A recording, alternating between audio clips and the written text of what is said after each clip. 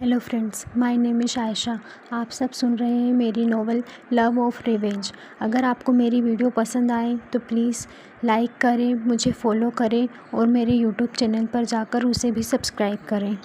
यह नॉवल पूरी तरह से काल्पनिक है। इसका किसी से भी किसी भी तरह का कोई लेना देना नहीं है। अगर आप लोगों का कोई सजेशन है तो प्लीज़ कमेंट करके मुझे ज़रूर बताएं। Thank you so much. Guys एजर आपको मेरी स्टोरी पसंद आ रही तो प्लीज़ कमेंट के और अपना रिव्यू देना एनेब्यूल। जब वंश देखता है कि मिस्टी का कंपाना अभी भी बैन नहीं हुआ है तो वहां जल्दी से जाता है और एक और कमाल आकार मिस्टी को उड़ा देता है। कुछ ही देर में वंश के डोर पर नॉक होती है तो जल्दी से गेट खुलता है तो सामने एक लेडी डॉक्टर खादी थी। वहां उसे अंदर आने का रास्ता देती है तो वंश उसे कहता है कि जल्दी से चेक करो।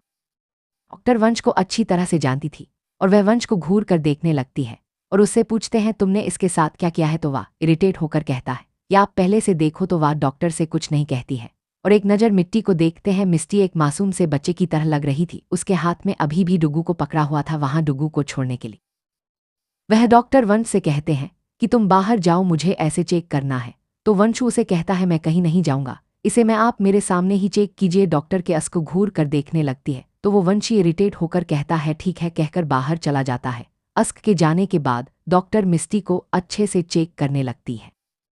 कुछ देर बाद वह मिस्टी को अच्छे से चेक करने के लिए बाहर एक जाती है और वान से कहते हैं शायद ये कुछ ज़्यादा देर तक गैल में रही, इस वजह से इसे बुखार हो गया है और इसके लिए कमजोरी भी है या कुछ दवायां हैं। या कहकर वह दवा का पर्चा हुआ कैसे सहायक अमन को दे देती है तो अमन दवा लेने चला जाता है और वही वह डॉक्टर अपने हाथ बंधे हुए वंश को एक तक देखने लगती है तो वंश उसकी ऐसी नज़रों को देखकर मन में कहता है या साला अमन ऐसे मुझे फांसिंग का एक मौका भी नहीं छोड़ता है, इसे क्या जरूरी थी इनको यहाँ लाने की, आप यहाँ मुझे बिल्कुल नहीं छोड़ने वाली हैं।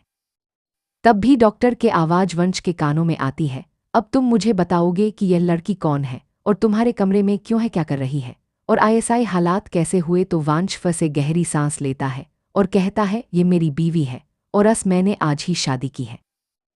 वही ये सुनकर वही सामने वाली औरत अपनी आंखें बड़ी करके वंश को एक तक देखने लगती है और उससे पूछती है वंश तुमने अचानक शादी कर ली और वह मुझे बताया भी नहीं। तो वांचस कहता है कि आप ही तो चाहती थी कि मैं शादी कर लूं तो कर ली मैंने शादी, यह कहकर वहां जल्दी से अपने कमरे में जाता है और अंदर से दरवाजा बंद कर लेता है।